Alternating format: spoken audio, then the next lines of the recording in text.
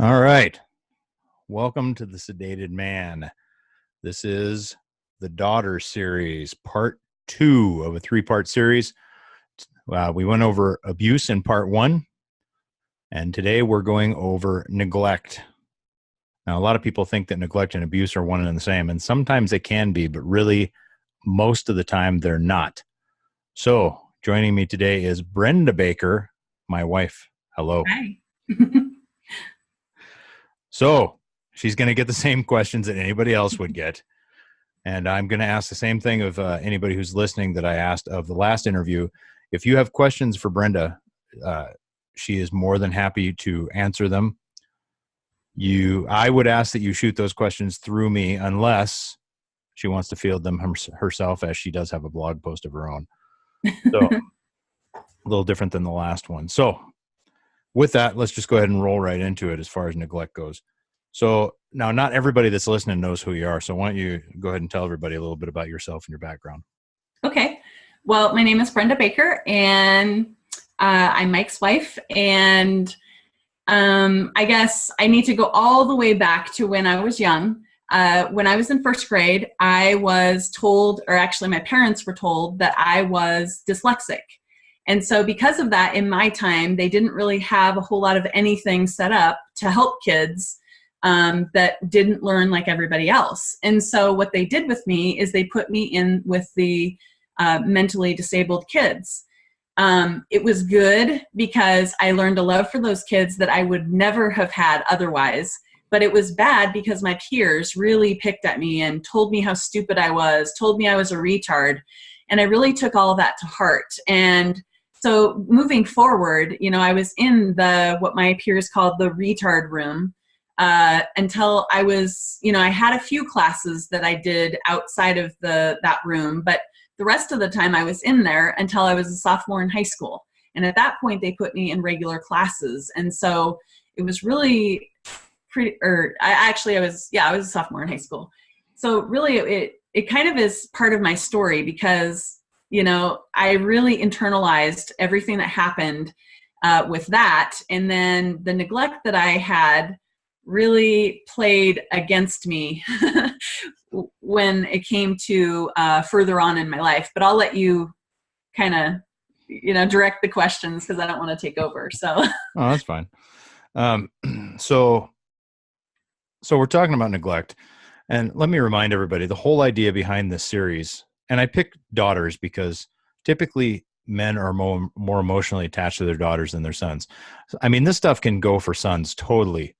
But I really wanted to point it out in the daughters because I think it's more overlooked in daughters than anything. So, abuse, that's a no-brainer. Of course, that's not okay. But we look at neglect and we measure neglect, and men don't realize, I think, that they're being neglectful. We as men don't always realize that we're pushing something aside that we need to not push aside. So the purpose of this series is to point that out so you knock that crap off so that you give your daughters and your sons the time that they need. But let me tell you something. Boys were created by God to let some of that stuff roll off, but girls not so much. And because we're men, we don't think about those things. So when we really delve into this, think about it. So when would you say, so your relationship between you and your dad during this time, how was it?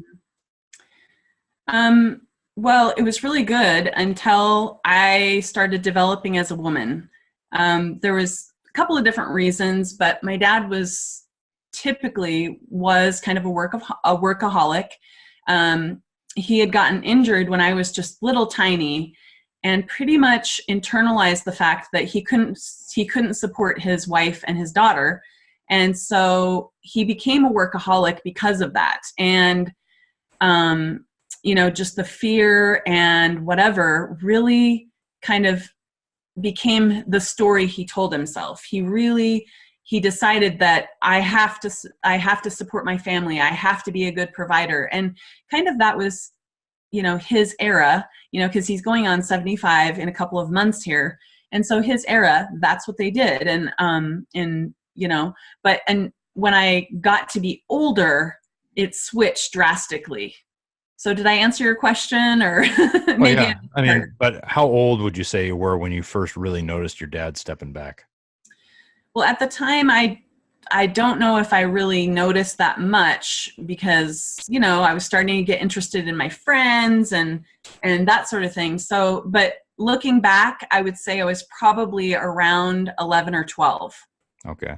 And do you think your dad, as he continued on it, because he was a workaholic for as long as you can remember, Yeah. do you think that was partly an escape for him as well, to get away from possibly the things that made him uncomfortable, like having a developing daughter? Um, no, I think it was more because he felt that he needed a support, and he had his own business. So as you know, Yeah. having your own business is very, very time consuming when you don't manage it, or you let it control you. So that's pretty much the model of business that my dad had. He said yes to everything. He did everything. And so it was he and my mom working themselves like crazy, trying to provide and that sort of thing. So I don't really think he was trying to get away from me or the situation or any of that. I think it was just more that he just had that fear that he wouldn't be able to provide what we needed, and just basically worked himself crazy. So, so would you say that he put the business before the family? Oh, absolutely. Absolutely. 100%. Consistently? Yes. Okay. So, how did your dad taking a step back like that? Because, like I said, girls really notice more so. But Mhm. how did that affect your view growing up? Did you feel that your dad was your protector? Did you feel that he really had your back, or did you just feel abandoned? Um, I really, and this is the other part of my story. I really started searching for a boy. Mhm. I had a lot of boyfriends. I I kind of just really was looking for male attention, and I would look for it wherever. Now, I didn't dress poorly. Um, I didn't act provocative or anything, but I definitely was looking for some sort of attention. I remember one of the last boyfriends that I had before the guy that I'm sure we'll talk about here real soon. I remember just being heartbroken and just feeling like, why doesn't anyone love me? And so part of that for me was because of my past, because I had been told I was stupid, not by my parents, but by all of my peers, and the teachers not, you know, when I got put in regular classes, most of the teachers could care less. They really didn't want to mess with me because I was hard. I was already a hard kid, but then at the same time, I had a very difficult time learning the way that everybody else did. And so it was very challenging for me in the classes that I actually was in. So, um, So, yeah, so did you really feel like your dad had your back during those years? no, no, No. there were several situations that I don't really want to go into that I definitely, I feel like he should have been there for me. Right. Yeah. So, so now we'll fast forward a little bit. You end up involved with a real creep, Yeah. who is not me, for the record. Nope. So you end up involved with a real creep. Now, before we get into that guy, do you feel that your dad stepping back contributed directly to you seeking attention from guys like this? Absolutely. Yep. My dad wasn't showing me what a healthy relationship with a man was Mm-hmm. in my teen years. And so I just went and looked and I don't remember actually going out and searching necessarily, but I definitely had a desire within me to find some man to love me. Mm-hmm. Um, and, I wasn't sleeping around or any of that, but I was definitely looking and trying to find someone who would value me. And definitely, the next guy that I met he came on extremely strong. He told me everything that a girl would want to hear, and then some. Would tell me how beautiful I was and whatever. And he really worked hard on trying to separate me from my friends, my family. Yeah, it was interesting. And so, I met the wrong guy. I married the wrong guy. I had a baby with the wrong guy. And by the time I was 21, I was divorced with a small child. It was not a good situation. And I don't hold my dad accountable for those things because those were my choices, but I was extremely young.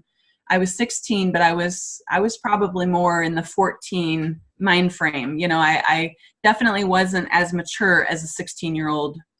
I was pretty immature for my age. And so I made some really bad choices. Yeah.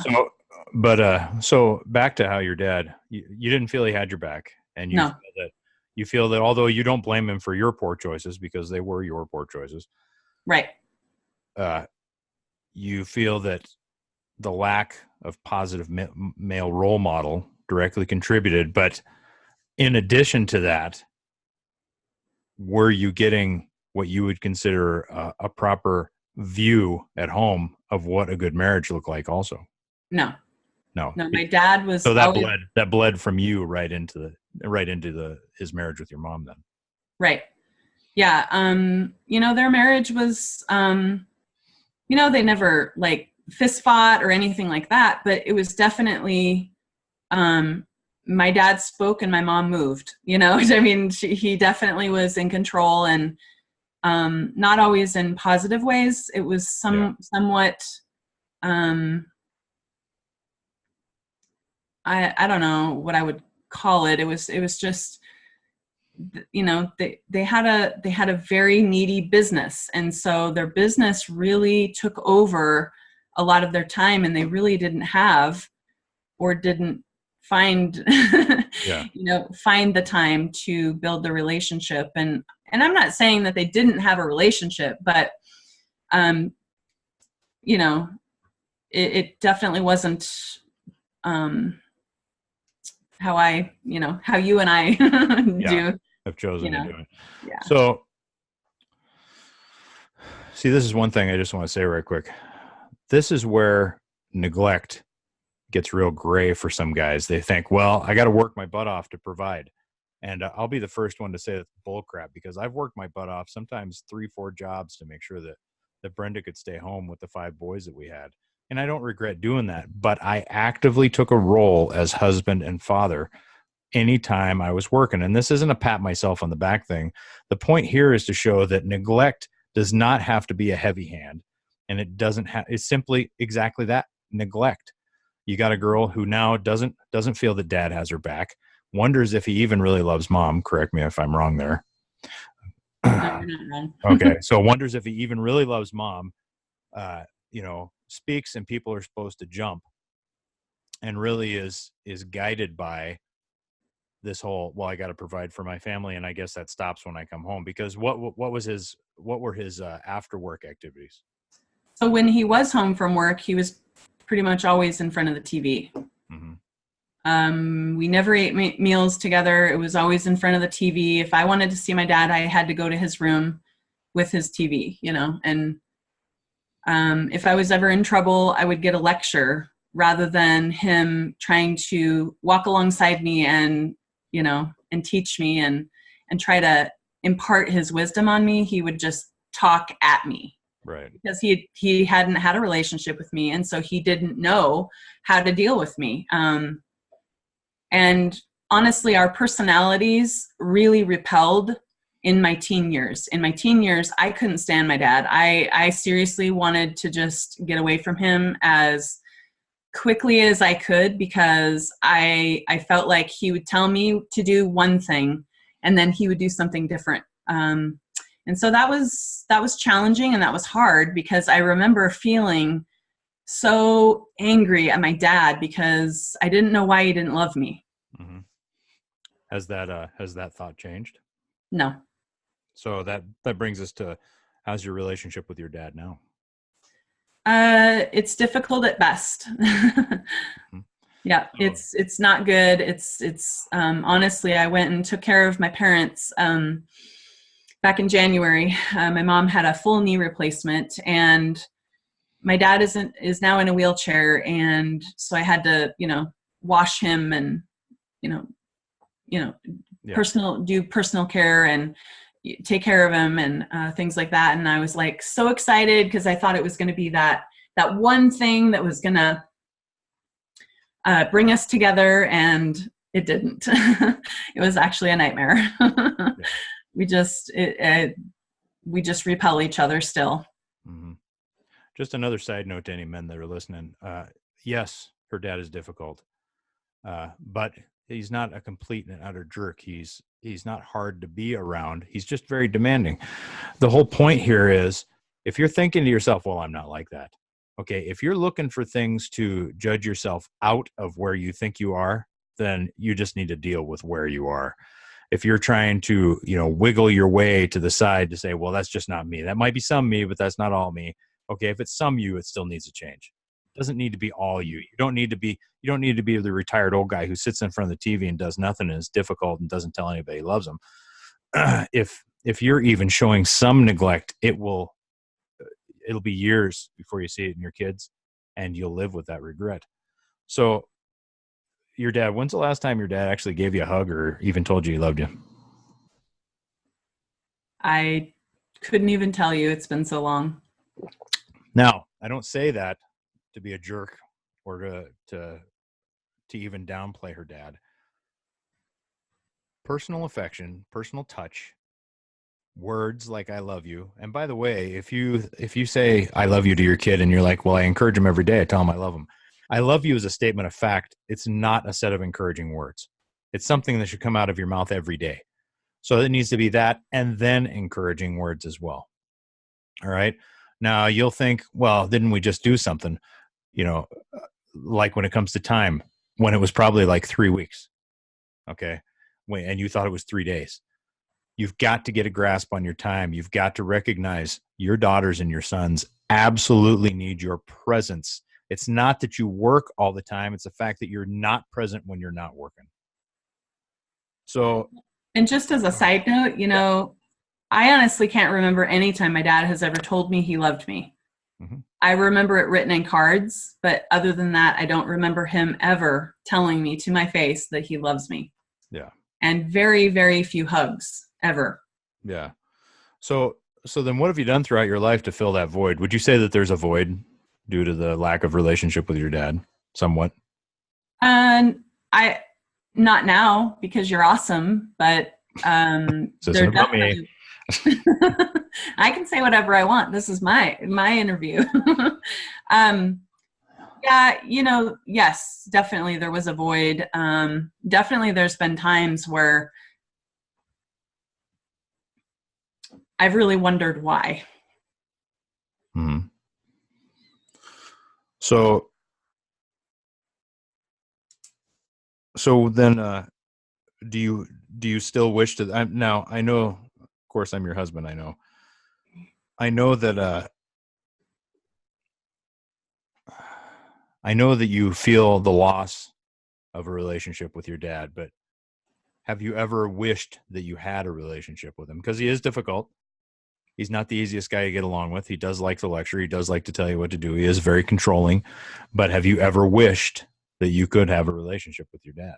Oh yeah, definitely. Like I said, in January when I went to take care of both of my parents, I was thinking that would be the one thing that would bring us together and just really help us to learn how to appreciate each other.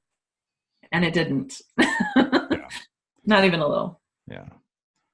So then what would you tell? Okay, so see, you've got the women and the men who will listen to the abuse podcast I just did and they'll go, "Oh my gosh, that's horrible." But then you've got the ones who feel bad for feeling bad. Mm-hmm. The neglected ones, such as yourself. The ones who are like, "Why doesn't my dad love me? Why doesn't my mom love me? Why can't they just accept me?" And there are times when you just need to be real with your folks, and there are times when you just need to walk away.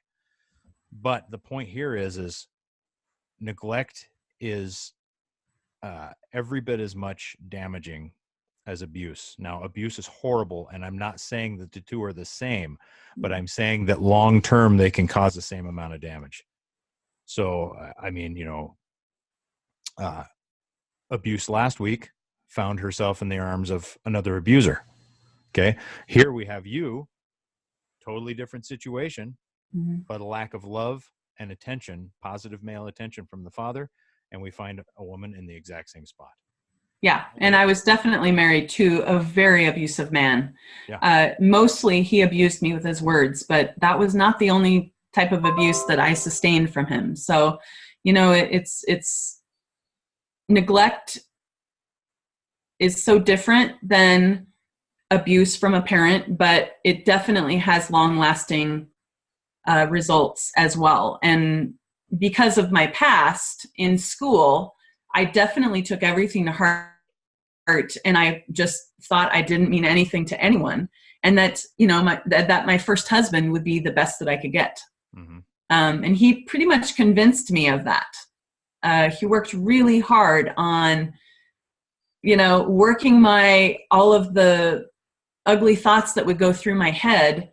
Anytime I even started to kind of drift away from him, he would just, hook me right back in by just picking at me about different things. So yeah, the neglect in my case definitely was detrimental to my story, for sure. So would you say that with a lot of women, then neglect can ultimately lead to abuse?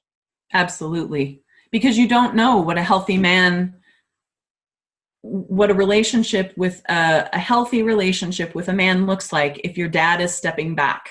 And that's exactly what my dad did. He stepped back from me. And so I thought, there's something wrong with me.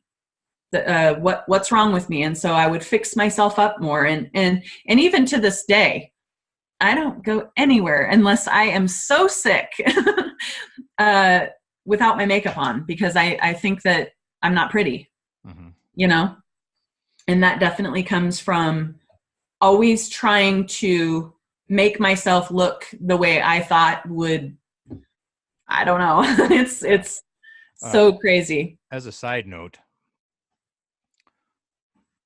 did you, and this directly has something to do with it. So as a side note, for one, and I know we've repeated it, I'm going to repeat it again. You didn't get any positive physical attention from your dad. No. You got no I love yous from your dad. Did you really get any encouraging words from your dad? No, I think that probably my dad was a quality time person, because even in my teens, he did occasionally take my friends and I to a hot spring really close to where we live. Mm-hmm. But mostly he gave his love in food and work and, doing things for me. But he himself was a comfort eater, was he not? Yes. Yes. Okay. So, and I just want to throw this in there, but your dad had the habit of many men as far as checking other women out, did he not? And he was rather obvious about it. Yeah. Okay. So this is what I want to point out, guys. So you've got a young lady who doesn't get positive physical attention, isn't getting any I love you, any words of affirmation, wonders why her dad doesn't love her, is looking for male attention anywhere she can find it, really, and it leads to abuse, like serious physical, verbal, and sexual abuse. And then on top of that, you got dad checking other women out. So why do you think that she would consistently fix herself up? Because dad's objectification of women is directly related to how his daughter views herself in his eyes. Well, and just to clarify, my dad never sexually abused me or anything. I just wanted to be very clear. The abuse I'm talking about, of course, I know the backstory, but the abuse I'm talking about was at the hands of my ex-husband. Of her ex-husband, yes. Yeah. Absolutely. Not her dad. He was simply neglect. But like I was saying, since this one is on neglect can have far, far reaching outcomes. And when you think that one little thing that you do, you've promised your kid 8 times already that you go fishing with him. Why haven't you? And what makes it okay for you to just blow him off, but you won't blow the guys at work off? Yeah. That's just a paycheck. Whereas your kid's going to be around forever. That paycheck will change. So, all right. Do you have anything that you want to say to women in general? Women? Just Is or it your well, audience sorry. men? The audience is men, yes. But is there anything that you would like to tell men? I apologize. No, Anything you're you'd fine. like to tell men? I'm just giving you a bad time. You know, your daughters are the most important thing on the planet. And if they know that they're 100% the best, like they're so important to you, and then you coach them as they're learning and growing and trying to find their mate, it's going to be so awesome, and it's going to be so much better for them. Now, they might still make bad decisions, and that's a whole different, that's not on you. But it's just really, really important to do everything you can to try to nurture that relationship with your daughter. You know, like you said, do what you say you're going to do, be who you say they should be, and show them with how you treat their mother, how a man should treat a woman. Now, again, that doesn't always work. Sometimes girls still make bad decisions, but, you know, just doing everything you can to try to teach them, train them, and then coach them is so important. At the end of the day, you want to have as few regrets about how you parented your daughter as possible. Mm-hmm. Because think of it this way. I've said this a lot, you know, your kids are not who you want them to be, they're who you are. Well, your daughters won't marry who you want them to marry. They'll marry somebody like you. And that may not always be that great. So make sure that you're a great guy.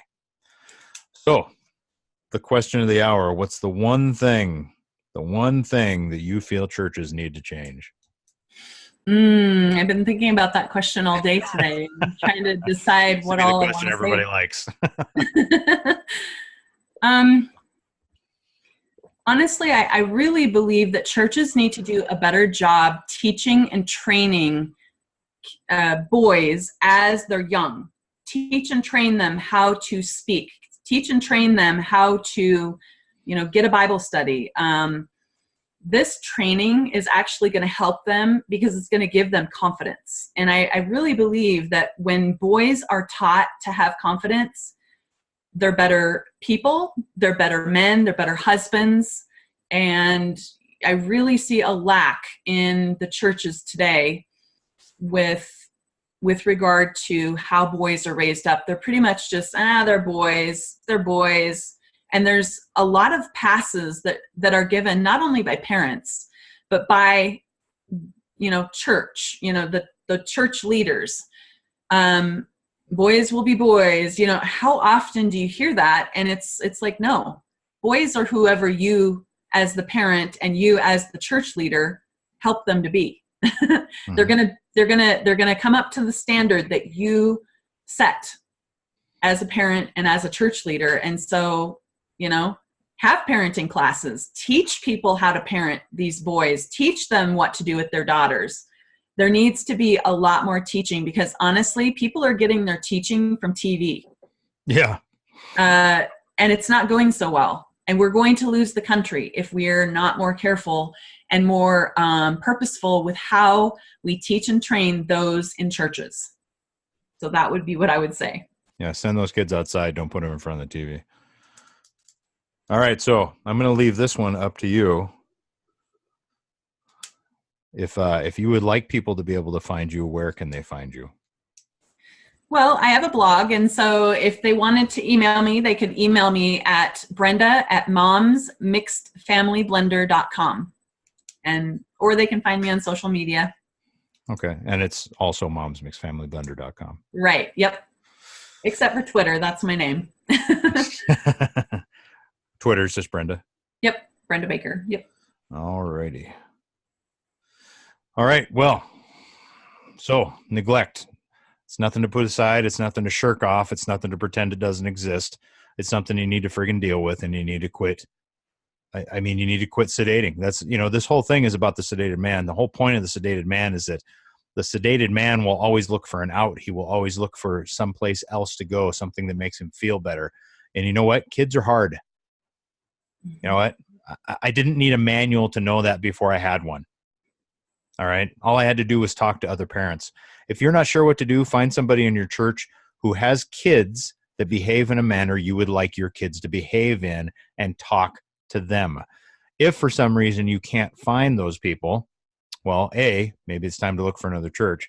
B, you can email me directly at mike@thesedatedman.com, and we will help you get the resources you need to get that part straight. So with that, you can find us. If you're watching the video, you're watching it on either Facebook or YouTube. If you'd like to hear the podcast, you can find us on Anchor.fm, iTunes, Pocket Cast, Overcast, Radio Public, CastBox, Breaker, and Spotify. If you listen to the podcast, you want to watch the video, you'd obviously watch it for her because I'm not much to lock at. Then you can watch us on Facebook or YouTube. Also, The Sedated Man. You can also find us on Instagram. And if you would like to see the show notes for this, it'll be patreon.com/thesedatedman. Once again, you can email me, mike@thesedatedman.com. And I want to thank my wife for coming on and sharing her story. Thank you very much, honey. Thanks, babe.